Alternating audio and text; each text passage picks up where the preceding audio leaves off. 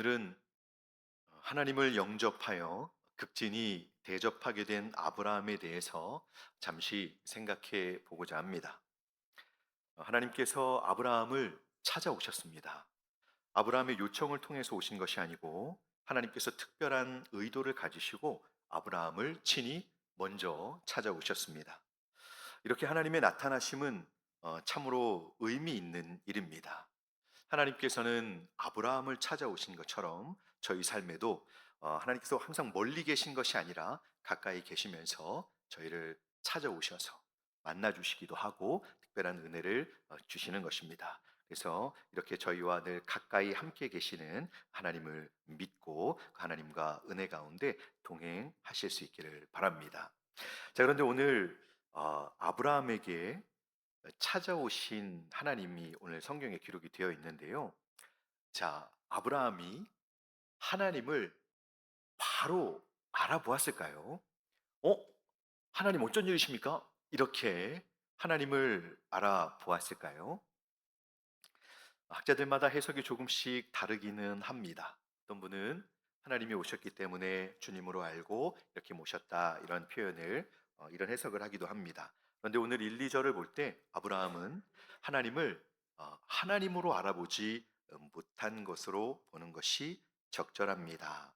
왜냐하면 2절에서 아브라함은 눈을 들어본즉 사람 셋이 맞은편에 서 있는 것을 보았다라고 이렇게 말씀하고 있기 때문입니다. 그러면 왜 아브라함이 달려가서 영접하면서 몸을 굽혀 그들을 이렇게 극진히 영접을 했을까요? 먼저 이 상황은 당시의 전통을 알 때 좀 더 잘 이해할 수 있습니다. 유목 생활을 하는 당시에는 방문하는 사람들을 영접하여 쉬어가게 하는 그런 전통이 있었습니다. 이것은 당연한 예의였고 또 어디 쉴 만한 곳이 특별히 없었던 시대였기 때문에 손님을 이렇게 환대하는 것은 그들의 생명을 보호하는 일이 되었었기 때문입니다. 아브라함은 자신을 찾아온 사람들에게 달려가서 이제 영접을 했는데요. 또 어떤 분은 이렇게 설명을 합니다. 아브라함이 이제 낮 시간에 이렇게 쉬고 있다 보니까 어, 좀 약간 뭐 잠이 들기도 했는지 잠에 취해 있다가 쉬고 있을 때 갑자기 그분들이 자기를 찾아온 것을 맞은편에 있는 것을 알아보게 돼서 당황해서 급히 이렇게 그분들에게 달려갔다 이렇게 해석하는 분도 있습니다. 자, 이렇게 세 사람을 자신의 집으로 모셔서 대접을 하는데요. 정말 극진히 대접을 합니다. 한 스아는 대략 12리터 정도를 의미하는데 이 세 스아의 그 가루로 이제 대접할 음식을 준비합니다. 풍성하게 대접을 하고 있는 것이죠. 특별히 송아지를 잡아서 급히 요리를 하는 것만 보아도 참 극진히 하는 것으로 섬기는 것으로 볼 수 있습니다. 어떤 분들은 아브라함이 자신을 종으로 또 세 분의 한 사람, 세 분 중에 한 분을 주라고 부르면서 이렇게 대접하는 것을 통해서 이 사람들이 특별해 보였을 것이다라고 주장을 하면서 하나님을 인식한 것으로 보기도 합니다. 하지만 그렇게 해서 뒤에 내용을 말씀을 살피는 것도 얼마든지 가능합니다. 근데 저는 하지만 여기서 아브라함이 당시의 전통 속에서만으로도 이렇게 자신을 겸손히 낮추고 손님을 높여 정중히 대하는 모습이 있었다라고 그렇게 말씀하는 분들에게 동의하면서 오늘 이 본문에 대한 내용을 여러분들에게 좀 설명드려 보려고 합니다. 아브라함은 여러분 자신이 할 수 있는 영역에서 정직하게 손님을 대접한 것입니다. 이 대접한 것입니다. 인색하거나 속이려고 한 것이 아니었습니다.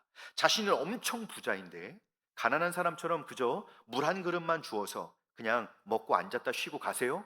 라고 한 것이 아니라 자신이 그럴 만한 힘이 있는데 섬길 수 있는데 그거를 어떻게 감추겠습니까? 그 아브라함의 집과 이 가지고 있는 그 삶의 규모가 있잖아요. 자신의 영역에서 솔직하게 하나님 앞에서 솔직하게 섬기려고 한 것입니다. 하나님을 믿고 하나님께 은혜를 받아서 살고 있는 자로서 자신의 수준에서 할 수 있는 한 정중하게 그들을 섬기려고 한 것입니다. 오늘 아브라함은 예수님께서 말씀하셨던 환대하는 삶, 곧 사랑을 베푸는 삶에 대해서 저희에게 중요한 교훈을 알려주고 있는 것입니다. 올해 여름 무렵 아브라함이 이렇게 환대하는 것에 대해서 우리 교육부서에서는 총회 공과 교육 내용 중에 예수님의 환대의 성품을 이렇게 설명을 하면서 오늘 본문과 연결지어서 한번 우리 아이들과 함께 공부하며 우리 청소년부도 환대하는 우리 교회를 만들자라고 하면서 아이들이 뒤에서 들어올 때마다 큰 소리로 이름을 부르며 그렇게 환영해 주는 그런 것을 저만 하고 있습니다. 뭐 아이들에게 아무리 얘기를 해도 뭐 아이들끼리는 서로 인사 잘 안 하는데요. 저는 이 공과를 배운 이후에 열심히 하고 있습니다. 하나님의 백성들이 이렇게 자신을 넘어서서 자신을 만나게 되는 사람들을 섬기게 된다면 얼마나 아름답고 또 주님의 사랑이 이웃들에게까지 잘 이렇게 흘러가게 될까요? 아브라함의 이 환대하는 모습은 점점 인색해지고 이기적으로 변해가려는 교회와 성도들에게 아름다운 모범을 보여주고 있는 것입니다. 그래서 저는 환대하는 이 모습에 대해 한번 두 가지의 내용으로 저와 여러분들에게 한번 적용적으로 오늘 본문을 살펴보려고 합니다. 첫째로 저희는 아브라함을 따라서 이 환대하는 삶을 살며 어렵고 힘든 상황에 있는 이들을 사랑으로 섬겨야 한다는 것입니다. 마태복음 25장 34절에서 35절은 이렇게 말씀하고 있습니다. 제가 읽어드리겠습니다. 그때의 임금이 그 오른편에 있는 자들에게 이르시되 내 아버지께 복 받을 자들이여 나와 창세로부터 너희를 위하여 예비된 나라를 상속받으라. 내가 줄일 때에 너희가 먹을 것을 주었고 목마를 때에 마시게 하였고 나그네 되었을 때에 영접하였고. 아멘. 저희가 만나게 되는 이들 중에는 저희의 도움을 받게 하기 위해서 하나님께서 보내시는 분들이 있습니다. 저희가 인색하지 않고 주님의 이 사랑의 손길로 어려움을 호소하고 도움을 필요로 하는 이들을 아브라함처럼 환대하여 맞아주고 대접을 한다면 하나님께서 영광을 받으시고 그 약속하신 복과 은혜를 저희에게 내려주실 것을 믿습니다.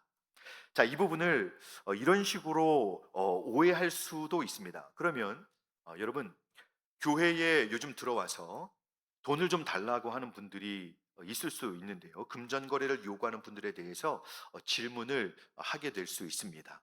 교회에서 다른 성도들에게 돈을 빌려달라고 아무 때나 또 얼마의 액수든지 큰 것이라도 이렇게 막 빌리고 하면 우리는 다 도와줘야 합니까? 뭐 이런 질문을 할 수 있을 텐데요. 이것은 사실 오늘 제가 말씀드리려고 하는 부분과 거리가 있습니다. 네, 그렇지만 저희가 생활할 때 일상생활 속에서 몇만 원, 뭐 얼마 정도의 문제가 되지 않을 정도로는 할 수 있겠죠. 하지만 액수가 큰 상황일 때에는 성도님들 서로 간의 이 금전적인 부분에 대해서는 조금 문제가 생길 수 있습니다.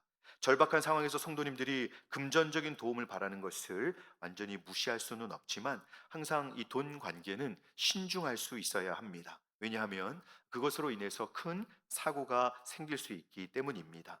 반드시 그런 상황이 생겼을 때에는 교회의 영적인 리더들에게 지도를 받으면서 충분한 논의와 기도로 함께 고민을 해야 합니다.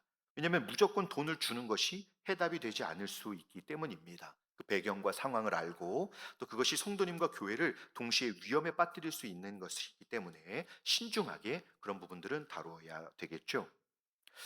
자, 그래서 저는 오늘 이 부분을 그런 쪽으로 생각하지 않고 저희의 교회 생활 또 예배 현실적으로 예배를 드리는 부분과 관련돼서 이 내용을 한번 적용해 보고 싶습니다.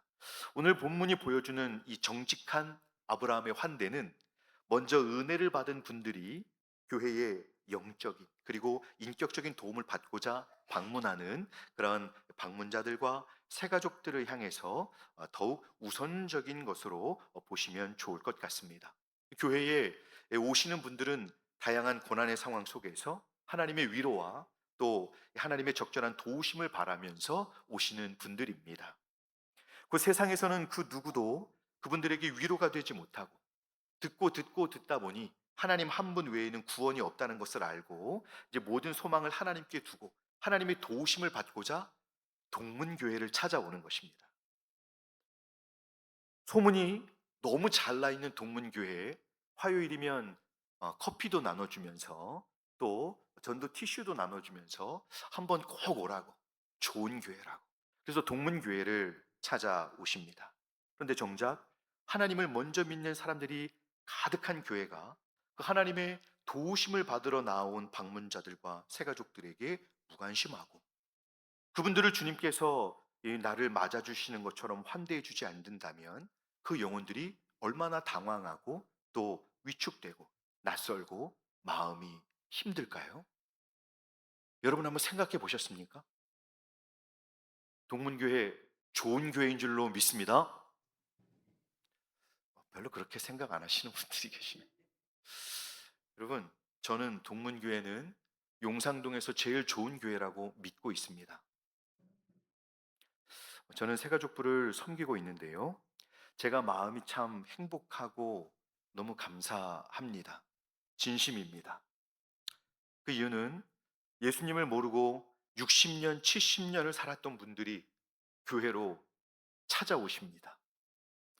물론 다양한 이유와 배경 속에서 여러분들이 오시지만 결론은 한 가지입니다. 그분들은 하나님이 필요해서 오신 분들인데요. 그분들은 동문교회를 선택해서 오셨습니다. 곧 하나님께서 그분들을 저희 교회로 보내주신 것입니다. 근데 이제 그분들을 저희는 어떻게 섬겨야 할까요? 물론 저희 모두도 주일 아침에 많이 바쁩니다. 그렇죠, 여러분? 주일 엄청 바쁘시죠? 딱 이 시간만 그저 마음과 몸이 편안할 수 있습니다. 오기 전까지 치열한 시간을 보내다가 다 오시는 것입니다. 근데 주일 예배를 한번 드리려고 하면 참 분주한데요. 저희도 사실은 여러 봉사하는 기관의 자리에서 섬기고 있지만 저희들도 사실은 하나님의 위로와 사랑을 받고 싶고 누군가에게 위로받고 싶어서 옵니다. 뭐 저희라고 다르지 않습니다. 근데 자, 여기서 중요한 것은 그럼에도 불구하고 저희는 아브라함의 위치에 있다는 사실을 기억하시기 바랍니다. 그래서 저희는 이미 하나님의 사랑을 받은 자이며 이 자리에 와서 하나님 앞에 마음을 열고 우리는 하나님의 이름을 부르며 주님의 품에 안기면 됩니다. 하지만 여러 이유로 방문하신 분들과 이제 새로운 교회 공동체에서 낯설고 부끄러움을 간신히 이기고 적응해 보려고 몸부림치면서 오시는 분들은 사실 한 주 한 주가 부담인 것입니다. 여러분, 제가 혹시 여러분 오해하지 않으시길 바랍니다. 제가 오늘 본문을 묵상하다가 더 좋은 교회의 모습이 되기를 바라는 마음으로 제가 설명을 드리는 것이지, 목사님 우리 동문교회 이런 교회입니다, 누가 일러서 그거 듣고 지금 얘기하는 게 아닙니다. 여러분 너무 그렇게 무섭게 보지 마십시오. 제가 뭐 누구한테 얘기를 듣고 뭐 우리 교회 이걸 고쳐야 되고 이것이 아니고요. 제가 새가족부를 섬기다 보니까 한 분 한 분, 오늘 그분 안 오셨죠? 안 계시죠? 네. 여러분, 새가족실에 웃으면서 들어오셨다가 울면서 나가는 거 알고 계십니까? 여기까지만 얘기하겠습니다. 그분들이 오셔서 말씀을 나누고 우리가 이렇게 교제를 나누고 하다가 동문교회를 우리가 하나님께서 보내주신 인도하시는 과정을 얘기하다 본인이 울다 나가십니다. 티슈를 자주 정비하게 됩니다. 전 너무 감사합니다.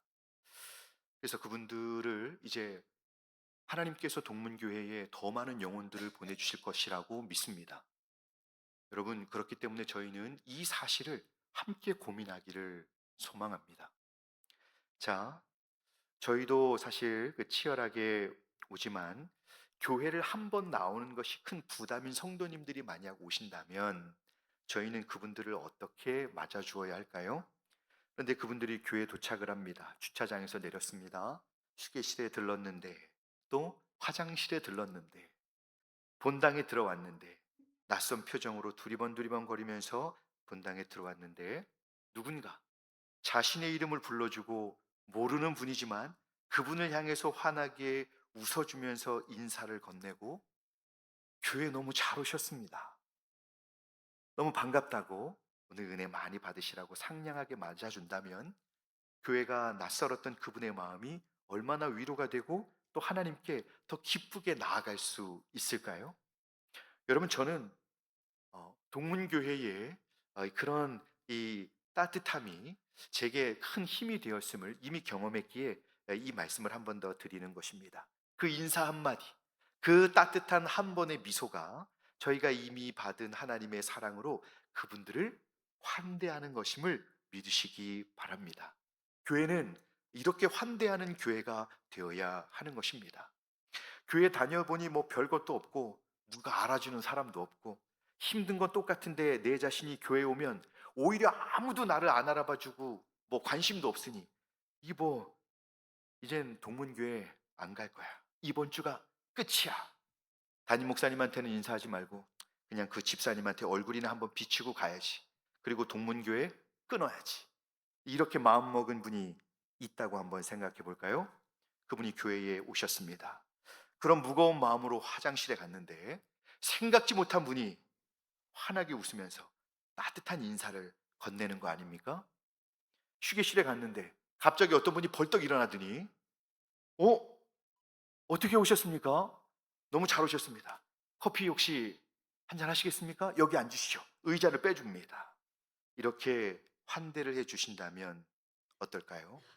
그분이 이렇게 마음을 가지실 것 같습니다. 기왕 한 번 왔는데 다음 주 한 번만 더 와봐야지. 이렇게 여러분 한 주가 연장되는 겁니다. 동문교회 끊어야지. 이거 한 주 연장되는 겁니다. 교회 와서 남아있는 그 시간 동안 세상에서 제일 낯설고 어려운 시간을 보내는 분들이 있습니다. 차라리 세상에서처럼 뭐 누구나 다 나한테 관심 없는 곳에 그냥 있으면 상관없는데 좀 행복해 보겠다고, 살아보겠다고. 교회에 왔지만 교회는 더 차갑고 더 무시받는 것 같고 그러면 이제 그분은 구원받는 길이 더 멀어지는 것 아닐까요? 이렇게 지치고 고단한 영혼들에게 필요한 것이 바로 환대입니다.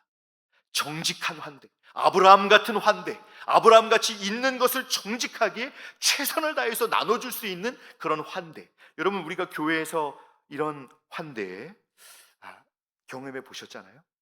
우리 주님께서 먼저 저희들을 거절하지 않으셨습니다. 너는 이런 죄가 있어서 안 돼. 너는 돈이 없어서 안 돼. 너는 못생겨서 안 돼. 이러면서 모든 것으로 안 된다고 우리를 거절하신 분이 아니십니다. 주님은 우리에게 어떤 어려움이 있어도 받아주셨고 우리를 변함없이 사랑하시며 또 우리를 교회 안에서조차도 우리를 존중받는 자로 지내게 해 주셨습니다.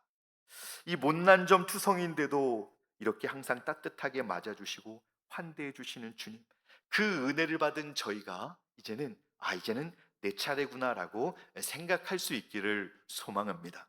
그래서 이제는 저희가 어떻게 해야 할까요? 뭘 해야 할까요? 주님과 같이, 아브라함과 같이 하나님께서 보내주신 영혼들을 섬기실 준비가 되신 분들이 먼저 이제 교회에 오셨을 때, 교회에서 이렇게 하루에 하루를 지내실 때 모르는 분들이 오시면 그냥 지나치지 마시고 주님께서 보내신 환대해야 할 분이라 생각하시고 따뜻하게 다가가셔서 인사를 건네주시기 바랍니다. 멀리서 무서운 눈빛으로 쏘아보면서 우리 집에 왜 왔니? 우리 집에 왜 왔니? 이런 노래가 생각하는 표정으로 그렇게 눈으로 말씀하지 마시고 웃으시고 어떻게 오셨는지를 물어보시고 필요한 것은 없으신지 물어보시고 잘 오셨다고 반갑게 인사해 주시기 바랍니다. 요즘 날씨가 쌀쌀해지잖아요. 여러분 인사하기 너무 좋은 거 아십니까? 본당이 좀 춥지 않으십니까? 쌀쌀하지 않으세요? 연습 한번 해볼까요? 여러분 이렇게 한번 옆에 분에게 인사해 보시기 시작하면 어렵지 않습니다. 그래서 저희가 어, 환대하는 그런 교회, 방문자들과 새가족들에게, 그리고 교회 오랜만에 나오는 분들 있으시잖아요. 교회를 2주 빠졌는데 내가 없어졌다는 사실을 아는 분이 교회에 한 분도 없습니다. 네, 이런 슬픈 현실을 어떻게 하면 좋을까요? 자, 우리 이제는 어, 오랫동안 아니면 잠시라도 안 보였던 분들, 또 새롭게 방문하신 분들, 새가족분들. 새가족 교육은 여러분 5주, 6주면 끝납니다. 그러면 그분들은 이제 낯선이 본당에 와가지고 여러분들의 옆모습만 보고 있어야 됩니다.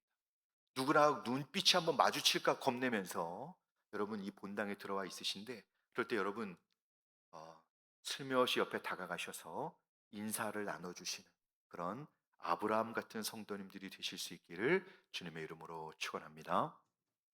여러분 이렇게 할 때 저희는 새로운 교회에 대한 소문이 돌게 될 것입니다. 저는 아직도 기억합니다. 제가 휴게실에 들어설 때 분주한 제게 걱정스러운 눈빛으로 커피 한잔 하셨냐고 물으시던 그 성도님들의 얼굴을 기억합니다.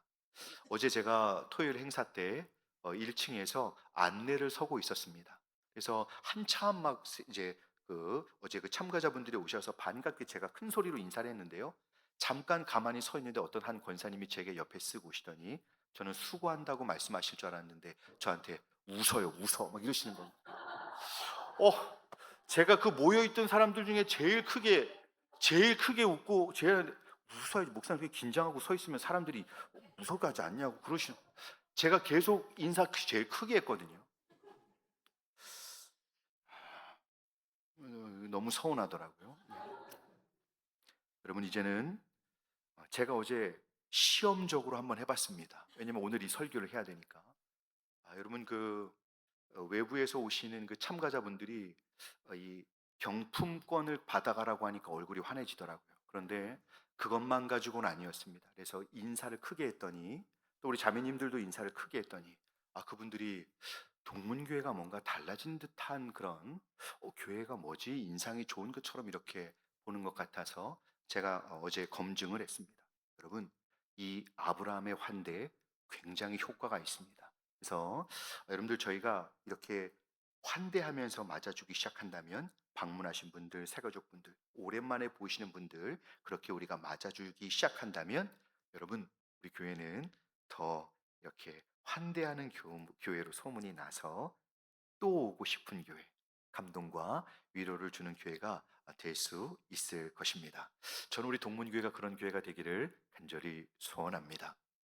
자, 두 번째로 저희가 이 아브라함과 같은 마음으로 늘 함께하는 동료들과 이 가족들을 환대하는 것 안에서 이제는 우리가 사랑하며 섬길 수 있어야 한다는 것을 본문은 저희에게 교훈하고 있습니다.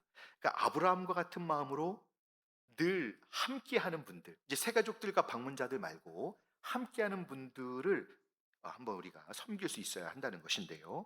등잔 밑이 어둡다고 늘 가까이 있기에 그 소중함을 모르고 그들의 마음을 이렇게 돌아보지 못하는 분들이 많습니다. 한번 돌아보십시오, 여러분. 한번 진지하게 돌아보십시오. 함께 있지만 나 때문에 상처를 받고 있는 사람은 없는지, 나 때문에 힘들어하고 있는 사람은 없는지 한번 참 진지하게 돌아보시기 바랍니다. 외부의 사람들을 잘 대접한다고 하면서 함께 있는 사람들을 소홀히 대하는 왜곡된 사랑이 있어서는 안 될 것입니다. 성경은 구원의 확신과 천국의 소망이 견고하게 되도록 교회 공동체 안에서 서로 사랑 안에서 깊이 교제해야 할 것을 명하면서 권면하고 있습니다. 사단은 바로 이 사랑의 균형을 깨뜨림으로써 영적인 공동체를 손상시키는 방법을 아직도 강력하게 사용하고 있음을 저희는 분명히 알고 경계해야 합니다. 관계의 문제는 그냥 그 사람하고 얼굴 안 보면서 지내면 되지. 여러분 여기에서 끝나는 게 아닌 것 아시죠? 관계의 문제는 항상 건강한 신앙생활을 심각하게 흔드는 역할을 해왔습니다. 그러기에 저희가 더욱더 주의하고 또 주의해야 합니다. 왜냐하면 방심하는 순간 저희는 상처를 입을 수도 있고 또 줄 수도 있기 때문입니다. 그러기에 저희가 사단의 공격도 그렇고 저희의 영적인 상태가 항상 건강하지 못하기 때문에 우리가 이 아브라함과 같이 그 사랑으로 우리가 등잔 밑이 어두운 것처럼 가까이에 있는 분들을 사랑으로 섬기려면 이 두 가지를 먼저 실천을 하면 좋을 것 같습니다. 첫째는 교회 공동체 안에서 함께 주님을 섬기는 가운데 또 가정 안에서 함께 믿음의 삶을 살아가는 가운데 먼저는 우리 자신들이 해야 할 일들을 철저하게 감당해야 한다는 것입니다. 사실 부족할 수 있지만 자신이 해야 할 섬김을 충분히 책임감 있게 감당하는 것 그리고 또 자신이 마땅히 갖추어야 할 예의와 이 아브라함 같은 겸손한 태도를 갖는다면 여러분, 어, 이것은 다른 사람들에게 미룰 수 있는 일이 아니잖아요. 예, 우리가 그럴 수 있다면 우리는 더 사랑으로 하나 되는 관계를 누릴 수 있게 되는 것입니다. 주님을 사랑하는 성도님들은 견고하고 성숙한 관계를 갖기 위해서 먼저 자신이 해야 할 일들과 자신이 가져야 할 마땅한 인격적인 태도와 언행을 우리가 소유할 때, 말과 행실을 소유할 때, 거기에서부터 서로에게 대한 존중과 배려가 가능해진다는 것을 기억하시기 바랍니다. 그리고 둘째는 이제 행동하는 사랑으로 가까운 관계 속에서 믿음의 삶을 살아가는 가족들과 또 교회 지체들을 더욱 소중하게 여기면서 공감하고 이해하려는 노력을 충실하게 해야 한다는 것입니다. 익숙하고 가까운 관계에 있을수록 저희는 이미 서로를 잘 안다는 생각으로 대화도 줄고 익숙하게 표현하면서 지냅니다. 제가 저희 어, 이제 가장 가까운 사람과 카톡을 하다가 이제는 이게 글씨를 쓰기가 귀찮아서가 아니고, 여러분 요즘 핸드폰 기능 아시죠? 이거 딱 눌러놓으면 말만 하면 카톡이 착착착착 글자가 적혀집니다. 그래서 제가 여러분 이게 핸드폰이 좋아서가 아니고 다 되는 겁니다. 여러분들 핸드폰도 다 되거든요. 운전하실 때 여기 옆에 마이크 버튼 누르시면 말로 하면 카톡이 막 써집니다. 단 오타가 많습니다. 제가 어, 뭘 하던 중이었는데 급해서 버튼을 누르고 이온 음료를 마신다고 했는데 집에 들어갔더니 분위기가 이상한 겁니다. 이혼 음료로 간 겁니다. 그래서 여러분 이것은 확인하고 보낼 수 있을 때 사용하시기를 추천드립니다. 이혼 음료라고 쓰여 있어서 저는 일하고 들어갔는데 집에 충격이 있어서 수습하는데 오래 걸렸습니다. 여러분 이제 이렇게 가까운 관계일수록 서로를 잘 안다고 대화도 줄고 익숙하게 이렇게 표현을 하면서 지내는데요. 사실 그런 과정에서 서로에게 대한 충실한 소통과 이해가 없을 때 오해도 더 많아지고, 또 충분한 공감과 위로가 아닌 서로에게 또 마음의 아픔을 주는 일들이 많이 일어날 수 있다는 것, 여러분 알고 계시죠? 익숙한 관계일수록 말하는 것에 주의해야 하고 조금 더 존중하고 신중하게 표현해서 대해야 할 필요가 여기에 있는 것입니다. 그래야 실수도 줄이고, 제일 중요한 것, 사단이 틈타는 것을 그래야 막을 수 있기 때문입니다. 우리가 화목이 깨지고 화평이 깨지면 그럴 때 저희는 서로를 더 이렇게 어려워하게 되거든요. 그래서 저희가 서로를 더 알아가고 오해하지 않으며 서로의 존재와 협력을 통해서 더욱 성숙한 믿음의 삶을 살고 풍성한 은혜를 누릴 수 있도록 저희는 가까이에 있는 가족들, 또 우리 교회 안에 가까운 지체들, 우리가 함께 더 이렇게 사랑으로 돌아볼 수 있어야 할 것입니다. 하나님께서 허락하신 소중한 관계들을 감사하게 여기고 또 서로에게 최선을 다하는 사랑의 섬김을 통해서 영적으로 더욱 위로와 감동을 주며 하나님의 일들을 서로 협력하여 힘있게 감당하게 되시기를 바랍니다. 그래서 소망하기는 저희가 가는 곳마다, 그곳이 가정에서든 또 직장이든 또 교회이든, 주님을 또 이렇게 사랑하는 이 마음을 우리가 흘려보내야 하잖아요. 그래서 우리가 이런 우리 안에 최소한의 우리 이 노력들을 우리가 잘 감당하게 될 때 그 안에 생명이 움트게 되고 또 기쁨과 감사가 넘치게 되는 아름다운 하나님의 사람들이 다 되실 수 있기를 간절히 소망합니다. 말씀을 맺겠습니다. 하루하루 충실하게 살아가면서 환대의 삶을 통해서 자신을 넘어서서 다른 이들에게도 하나님의 사랑을 흘려보내시면서 생명의 역사를 함께 이루어 가시는 저희 모두가 되실 수 있기를 주님의 이름으로 축복합니다. 기도하겠습니다. 은혜로우신 하나님 아버지, 예수님은 언제나 저희를 받아주시고 사랑으로 섬겨주셨습니다. 그 사랑을 힘입어서 오늘까지 저희가 살고 있습니다. 이제는 저희가 그 사랑을 흘려보내게 하여 주시옵소서. 아브라함과 같이 하나님과 아, 주님의 구원과 위로가 필요하여 교회로 나온 영혼들을 환대함으로 그들을 잘 섬기게 하여 주시옵소서. 또한 주님을 믿으며 늘 함께하는 가족들과 교회 지체들의 소중함을 깨닫고 더욱 겸손히 존중하며 섬겨주는